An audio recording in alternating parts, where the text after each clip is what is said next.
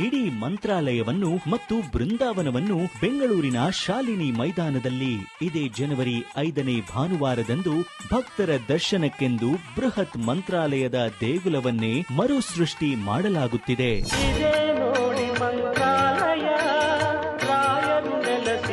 ಈ ರಾಯರ ಉತ್ಸವದಲ್ಲಿ ಹಾಡು ಆಡಂಬರಗಳೊಂದಿಗೆ ರಾಯರನ್ನು ಆರಾಧಿಸಲು, ಅವರ ಪವಾಡಗಳನ್ನು ಹಿರಿಮೆಗಳನ್ನು ಮತ್ತೆ ಕಣ್ತುಂಬಿಸಿಕೊಳ್ಳಲು ಬನ್ನಿ, ಭಾಗವಹಿಸಿ. ಸುಬುಧೇಂದ್ರ ತೀರ್ಥರೇ ಹರಸಿ ಮಂತ್ರಾಲಯದಿಂದ ತಂದ ಮಂತ್ರಾಕ್ಷತೆ, ಮಂತ್ರಾಲಯದಿಂದಲೇ ತಂದ ಪರಿಮಳ ಪ್ರಸಾದಗಳನ್ನು ನೀಡಲಾಗುತ್ತದೆ. ಬಂದ ಭಕ್ತರೆಲ್ಲ ರಾಯರ ದರ್ಶನ ಮತ್ತು ಪ್ರಸಾದಗಳನ್ನು ಪಡೆದು ಭಾಗ್ಯವಂತರಾಗಿ.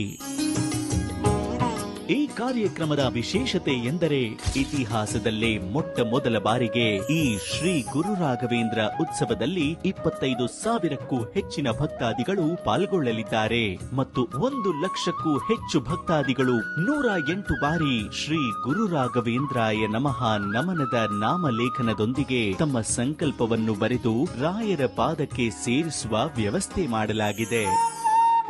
ಈ ಕಾರ್ಯಕ್ರಮದ ಮತ್ತೊಂದು ವಿಶೇಷತೆ ಎಂದರೆ 1008 ಶ್ರೀ ಶ್ರೀ ಸುಬುಧೇಂದ್ರ ತೀರ್ಥರ ಜೀವನ ಚರಿತ್ರೆ ಮತ್ತು ಶ್ರೀ ಶ್ರೀ ಶ್ರೀ ಗುರು ರಾಘವೇಂದ್ರರ ಜೀವನ ಚರಿತ್ರೆಯನ್ನು, ಅವರ ಪವಾಡಗಳನ್ನು ಪ್ರತ್ಯಕ್ಷವಾಗಿ ನಿಮ್ಮ ಮುಂದೆ ತರುವ ಅತ್ಯಾಕರ್ಷಕ ಗ್ಯಾಲರಿ.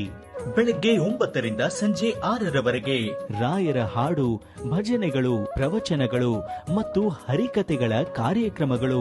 ಸಂಜೆ 7ಕ್ಕೆ ಕರ್ನಾಟಕದ ಮಾನ್ಯ ಮುಖ್ಯಮಂತ್ರಿಗಳಾದ ಶ್ರೀ ಸಿದ್ದರಾಮಯ್ಯನವರು, ಹಲವಾರು ಶಾಸಕರು, ಸಂಸದರು, ಚಲನಚಿತ್ರ ತಾರೆಯರು ಮತ್ತು ಹಲವಾರು ಗಣ್ಯ ವ್ಯಕ್ತಿಗಳು ಭಾಗವಹಿಸಿ ಈ ರಾಯರ ಉತ್ಸವಕ್ಕೆ ಮತ್ತಷ್ಟು ಮೆರುಗು ತರಲಿದ್ದಾರೆ.